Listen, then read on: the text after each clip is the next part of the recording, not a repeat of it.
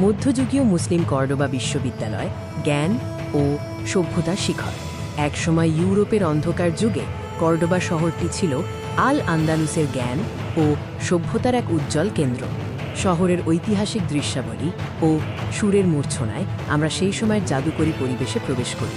Cordoba, যেখানে জ্ঞান ছিল জীবনের প্রধান চালিকা শক্তি।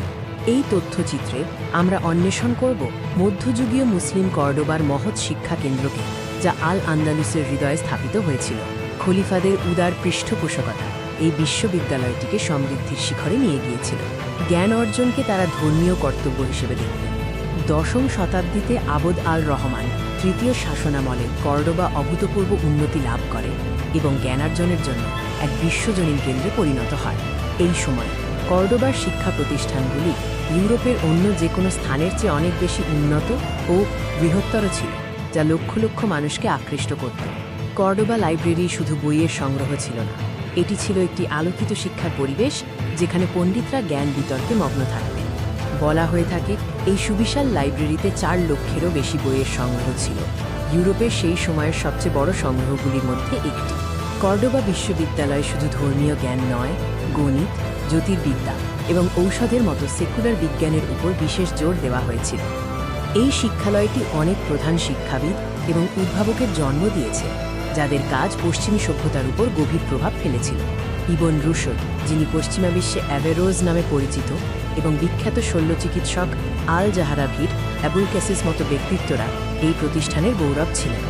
আল জাহারাভির আল তসরিফ ছিল ঔষধশাস্ত্রের একটি মাইলফলক, যা পরবর্তী 5 শতাব্দী ধরে ইউরোপীয় চিকিৎসা শিক্ষার ভিত্তি হিসেবে কাজ করেছিল।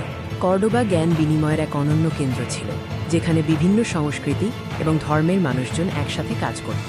মুসলিম, খ্রিস্টান এবং ইহুদি পণ্ডিতরা এই জ্ঞান কেন্দ্রে একসাথে বসতেন, পারস্পরিক শ্রদ্ধার সাথে জ্ঞান আলোচনা করতেন এবং সহযোগিতা করতেন।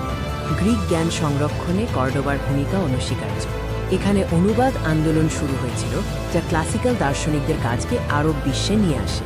কর্ডোবা বিশ্ববিদ্যালয়ের প্রভাব আল আন্দালুসের সীমানা পেরিয়ে বহু দূর ছড়িয়ে পড়েছিল। কর্ডোবা থেকে ইউরোপে জ্ঞানের স্থানান্তর এবং পণ্ডিতদের কাজ রেনেসাঁর ভিত্তি স্থাপন করতে সহায়তা করেছিল। কর্ডোবার এই শিক্ষামূলক মডেল আধুনিক বিশ্ববিদ্যালয়ের ধারণাকে প্রভাবিত করেছে, যেখানে বিভিন্ন জ্ঞানের শাখা একসাথে শেখানো হয়। মধ্যযুগীয় মুসলিম কর্ডোবা একসময় ছিল বৈশ্বিক সভ্যতার শিখর, যা আজও আমাদের অনুপ্রাণিত করে। আজকের কর্ডোবা এখনও তার সেই গৌরবময় ঐতিহ্যের প্রতিচ্ছবি বহন করে, স্থাপত্য ও সংস্কৃতিতে, যা আজও স্পষ্ট। কর্ডোবা আমাদের শিখিয়েছে যে জ্ঞান ও অনুসন্ধানের চিরন্তন গুরুত্ব সর্বজনীন, এবং এটিই সভ্যতার অগ্রগতিতে সবচেয়ে বড় চালিকা শক্তি।